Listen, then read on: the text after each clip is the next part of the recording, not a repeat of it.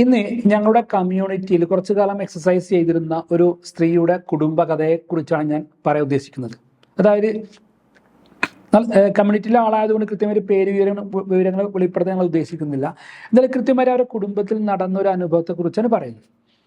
ഇവർ കണ്ണൂർ സ്വദേശിനിയാണ്. അവർക്ക് 2 മക്കളാണുള്ളത്. ഹസ്ബൻഡ് കുറേ കാലം വിദേശത്ത് ജോലി ചെയ്തു. 2 മക്കൾ. വലിയത് മോനാണ്. മോന് ഡിഗ്രി ഫൈനൽ ഇയർ പഠിക്കുകയാണ്. പിന്നെ രണ്ടാമത്തത് മോളാണ്. മോള് +2 പഠിക്കണം. അപ്പോൾ ഈ കാലഘട്ടത്തിലെ ഒരു കഥയാണ്. കഥ എന്ന് പറയുമ്പോൾ കുടുംബത്തിൽ നടന്നൊരു അനുഭവമാണ്. പിതാവ് കുറേ വർഷമായിട്ട് പ്രവാസിയാണ്. ഖത്തറിലവിടെ ജോലി ചെയ്യണം കുറേ വർഷമായിട്ട്. അപ്പോൾ അദ്ദേഹം അത്യാവശ്യം സാമ്പത്തികമായിട്ടൊക്കെ രക്ഷപ്പെട്ട് പിന്നെ അദ്ദേഹത്തിൻ്റെ പെങ്ങന്മാരെ വിവാഹങ്ങളൊക്കെ ചെയ്തെടുക്കാൻ സാമ്പത്തിക സഹായം കൊടുത്തു. പിന്നെ അനിയന്മാരോ 1-2 ജ്യേഷ്ഠന്മാരൊക്കെ അദ്ദേഹത്തിൻ്റെ ചെലവ് തന്നെ ഗൾഫിലേക്ക് കൊണ്ടുപോയി എല്ലാവരെയും പച്ചപിടിപ്പിച്ചു. പിന്നെ കൂടാത്തത് ഈ അളിയന്മാരെ പോലും അദ്ദേഹം പ്രവാസത്തിലേക്ക് സ്വന്തം ചെലവിൽ കൊണ്ടുപോയി എല്ലാവരും രക്ഷപ്പെടുന്നൊരു സംവിധാനം വരികയാണ്. അപ്പോൾ അങ്ങനെ അദ്ദേഹം മോശമില്ലാത്തൊരു നല്ല സാമ്പത്തിക അവസ്ഥയിൽ അദ്ദേഹം നിൽക്കുകയാണ്. അപ്പോൾ അദ്ദേഹം എല്ലാ പ്രവാസികളും ചെയ്യുന്നത് പോലെ നാട്ടിലൊരു ബിസിനസ് ചെയ്യണം എന്ന ആഗ്രഹത്തോടെ ഇങ്ങോട്ട് കേരളത്തിലേക്ക് മടങ്ങി വരികയാണ്.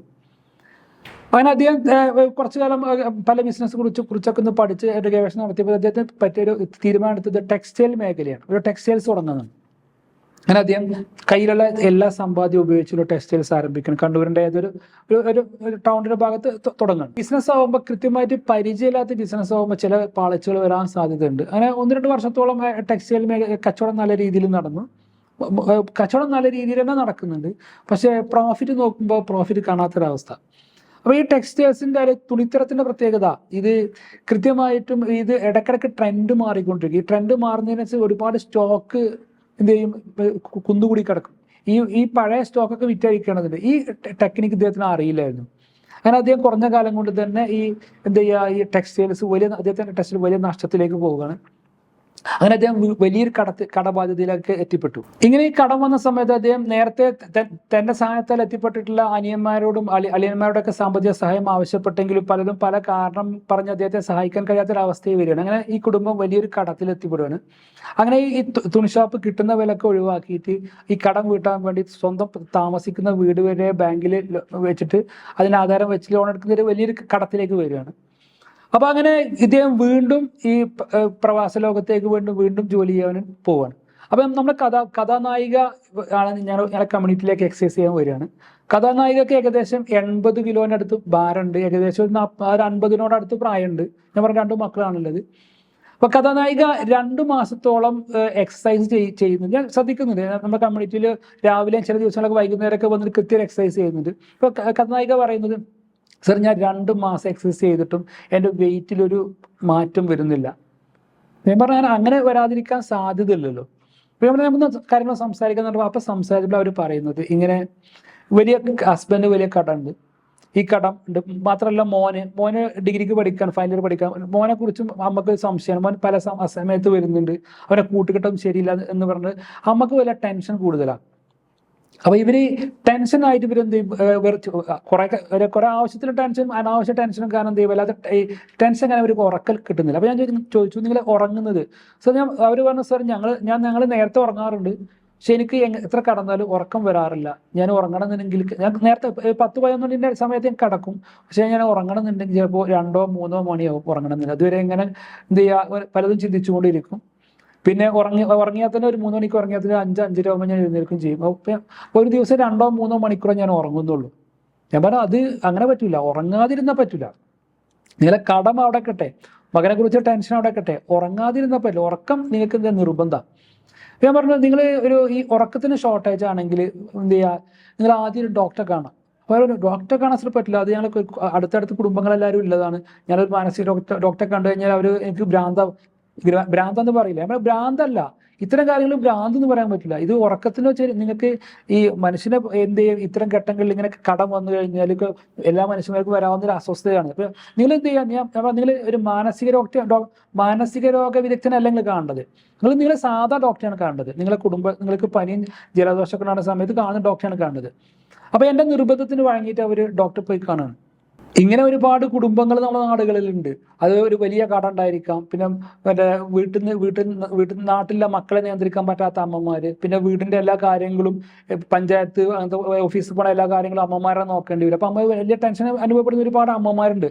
ഞാൻ ആദ്യം ഡോക്ടറെ പോയി കണ്ടുവാ, ഡോക്ടറെ പോയി കണ്ടുവന്നിട്ട് കാര്യം സംസാരിക്കാമെന്ന് പറഞ്ഞു.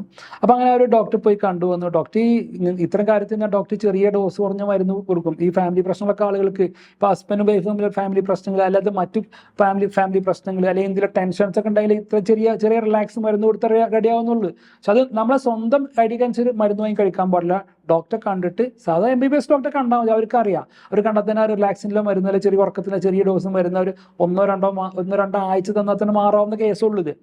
പിന്നെ അതിനുശേഷം പറഞ്ഞു നിങ്ങൾ, പിന്നെ അവർ പറഞ്ഞു മോനെ ഇങ്ങനെ പറഞ്ഞു എനിക്ക് സംശയം. പറഞ്ഞു നിങ്ങൾ ഒരു കാര്യം ചെയ്യും, നിങ്ങൾ ആദ്യം ഡോക്ടറെ പോയി കണ്ടുപോവാം, എന്നിട്ട് തൊട്ടടുത്ത ആശുപത്രിയിൽ ഫാമിലി കൗൺസിലർമാരുണ്ടാവും. ഈ കൗൺസിലറിൻ്റെ അടുത്ത് നിങ്ങൾ മോനെയും കൊണ്ടു ചെല്ല്.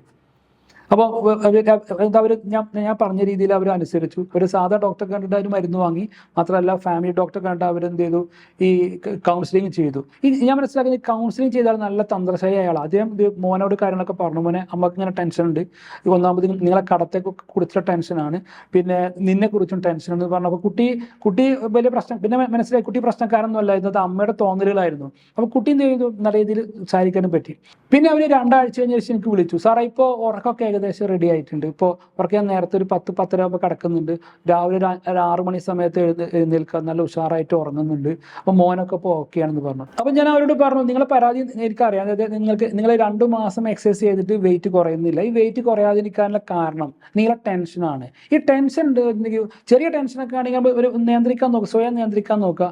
വലിയ ടെൻഷനാണ് ഡോക്ടറെ പോയി കാണുക. ഡോക്ടർ പിന്നെ ഉറക്കത്തിൻ്റെ പാറ്റേൺ ആദ്യം ക്ലിയർ ആക്കണം. ഒരു ദിവസം 7 മണിക്കൂറെങ്കിലും നിങ്ങൾ ഉറങ്ങിയിരിക്കണം. ഞാൻ പറഞ്ഞു നിങ്ങൾ എന്ത് ചെയ്യുക, ഒരു ദിവസം 7 മണിക്കൂറെങ്കിലും ഉറങ്ങുക. ഇനി 2 മാസത്തോളം എക്സസൈസ് ചെയ്യുക. അപ്പോൾ നിങ്ങൾക്ക് കൃത്യമായിട്ട് വെയിറ്റ് കുറയുമെന്ന് പറഞ്ഞു. അപ്പോൾ അവർ വളരെ സന്തോഷത്തോടെ അവർ പോവുക.